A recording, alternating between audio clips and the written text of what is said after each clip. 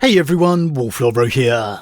Today I review the latest and final instalment of the Dawn of Fire series, The Silent King by author Guy Hayley.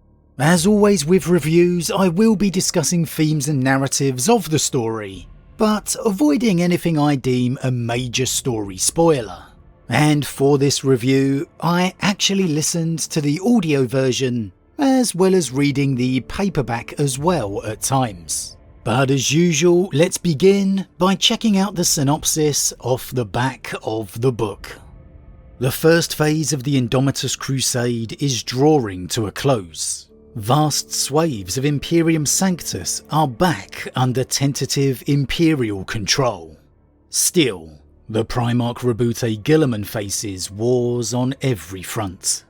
His desire to cross the Great Rift to save Imperium Nihilus remains strong, even as news of renewed assaults on Ultramar draw his attention home.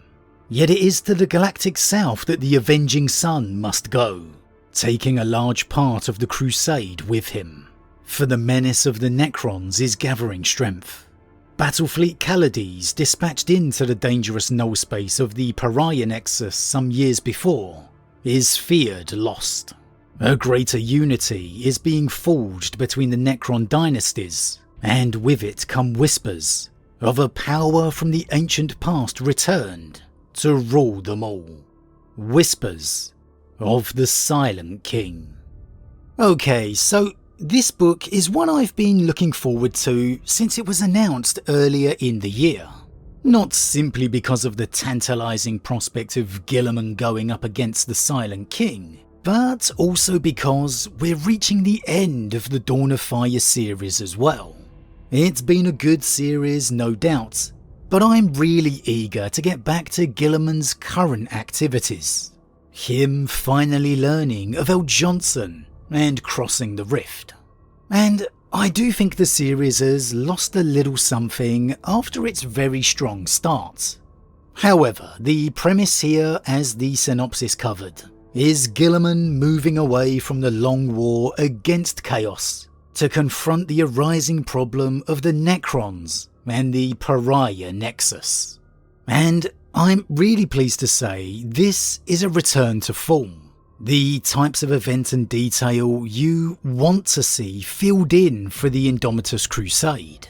And it feels like this for a lot of different reasons, but a big one because it revolves around Guilliman. Yes, there's about 1 billion points of view as we always seem to get in this series. Okay, more like 5. But it's all driven by Guilliman. This is no cameo. He is here. And he is the dominating force of the story. And so everything feels more important. We're not following random Chaos cultists or Astra Militarum guardsmen. We are front and centre with the fleet and heading into battle. And you feel it. You feel the weight of the moment. And I think this is really helped by how long it takes to get to that, with the build-up taking its time, setting the stage and ramping up that tension. I think it gets forgotten by some that the Dawn of Fire series was filling in the details of the Indomitus Crusade gone by, that it's set before the Dark Imperium trilogy. And so this novel has the task of tying up the series and leading us into the Dark Imperium. And you can feel that throughout this story, exemplified by Guilliman himself. Here, we see the Primarch feeling the weight of his position, the strain of an empire's survival, having to deal with the constant political pressure from the High Lords and other power bases. The fear of him and his de facto legions that exists throughout the Imperium. The build to the official ending of Indomitus in Dark Imperium, and the beginnings of his Ultramar expansion. That desire and rush to get over the rift, to help the other half of the Imperium that he has. It's all here. And Guy Hayley's always been one of my very favourite authors. For me, really having the ability to make his characters feel human, capturing the cares and emotion of them. And he particularly encapsulates the nature of Guilliman well. The man feeling and contending with each of these struggles, these burdens, a man who cares, yet all with that Primarch nature burning within. The warrior, the weapon, the ambition. And this Guilliman feels every inch the same man we go on to see within the Dark Imperium trilogy. And so honestly, it's an absolute blessing that we have Guy Hayley tasked with crafting these mainline installments, because he really manages to not only capture the magnitude and impact of them, but he brings his characters to life in a way that stays true to their histories and established identities. Belisarius Cawl, another perfect example here, present and leading the strong cast of secondary characters. He feels exactly like the Belisarius we've seen before. The confident, ego-filled, eccentric yet caring Archmagos. It's really his plan that this story revolves around, showing the huge amount of faith that Guilliman has in him, and why he continues to put up with the Magos' ego-driven, frustrating antics. We get real, genuine conversations between the two, like we've never quite seen before. And not only is it fascinating, with some great revelations I can't wait to talk about separately, but it really helps you to understand the Cawl and Guilliman we see moving forward. Their evolving relationship in the Dark Imperium trilogy, the Great Work and Genefather. It's laid clear here how much respect Guilliman has for Cawl and his ability, really trusting him with a lot, and how he also needs to rely on him moving forward too, which we know as we move forward becomes harder and harder for Guilliman to do. And we get a strong cast in total here. Captain Messinius continuing his prominent role, a nice sighting of Cato Sicarius, getting involved in the action and some development which is great to see. Tribune Colquhoun, of course, and an absolute favourite of mine in the pompous, arrogant Lady Van Lescus. You're supposed to hate her, and I imagine a lot do, but I just loved the way, when the battle's on, that arrogance moulds into pure defiance of the enemy. And there's several other characters too. And I want to take time to particularly note how great the characterization of the Adeptus Mechanicus was in this too. Belisarius Cawl aside, they aren't main characters of the story, but they do have very important appearances. And every time a Magos or Tech Priest makes an appearance, it's really enjoyable. Again, I listened to the audio version for this one, and the narrator does a particularly good job at narrating the Mechanicus characters.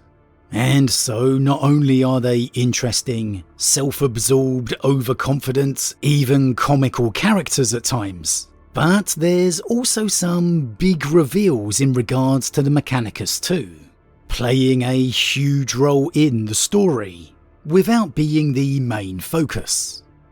However, the outright stars of this one is undoubtedly the Necrons. My word, does Guy Hayley make them feel like the real threat to the galaxy here. Not even a threat, but an absolutely dominant force that the Imperium's not even going to have a chance against. I wouldn't say it's a retcon, maybe more a development or establishment of the Necrons if you want, but it kind of goes with the notion that the Necrons haven't quite been recognised as the galactic threats until now, which does kind of harken back to their older edition codexes. However, my word, this grand reveal is their emergence on to the galactic stage. Every appearance of the Necrons in this feels downright lethal and nigh on terrifying. It's really made clearer than ever before just how vastly technologically superior the Necrons are, with just a couple of their ships able to decimate an entire Imperial fleet. How they don't just attack physically, but through technology itself. And we get their baseline warriors feeling like silent Terminators in a way, contrasted by their unbridled arrogance and superiority of the Pharaon cast. And I won't go into too much detail on the Silent King. I'll say he's not in this one a lot, so don't get your hopes up too much. But when he does show up, oh, you feel it. You feel that this is a guy who ain't sweating Guilliman in the slightest. He owned this galaxy 1,000,000 years before the Imperium, and he is taking it back. Honestly, you read this one, and you will come out the other side, feeling like it's not Chaos or the Tyranids that are the real threats. It is undoubtedly the Necrons. And you'll be wondering how on earth anyone is going to stop them. Because they just feel completely unstoppable. And I love it. I absolutely love it. I've always loved the Necrons, and I think they should be seen like this. They owned the galaxy and shattered gods, and they are now awakening once again. They are the real power to be worrying about. And we get some other stories along the way, like the deepening of the Guilliman-Eldari alliance, but it's really this narrative that dominates the story. Now, as for cons of this one, honestly, not much. I think I could have done without the Sisters of Battle storyline and points of view, which is unusual because I normally love them, but it's really just because the main story was so exciting. And I found the diversions to the sisters a bit boring compared. And out of all the side points of view, they were the least connected to the main narrative. But honestly, that's it. It felt fantastic to be reading a novel that really felt like it mattered. Like it was important, which I think the Dawn of Fire series lost a little bit along the way.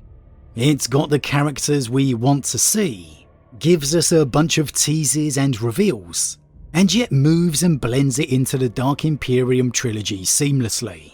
It spends at least half the novel building up to the action, and that effort pays off, because once it kicks off, that tension feels palpable, and it never lets go. When Guilliman is racing along corridors of his ship, even though you know he's going to be okay, you know, somehow you're still on tenterhooks of anticipation. It just pulls you into the heat of the moment. And again, the Necrons just steal the show for me. The best installment of the series since the first one, and probably easily the best one too. It's an easy 5 out of 5 blessed by the Emperor for me. It is nothing short of epic. A marvellous job by author Guy Hayley, and one that really has me hoping he continues to be at the helm of Guilliman and the mainline narrative, as he's just continuing to deliver one epic after another. But that's it. As always everyone, what do you think? A huge thank you to all my subscribers. Your support truly means a lot to me. It really does. If you're new, please consider subscribing to help the channel grow.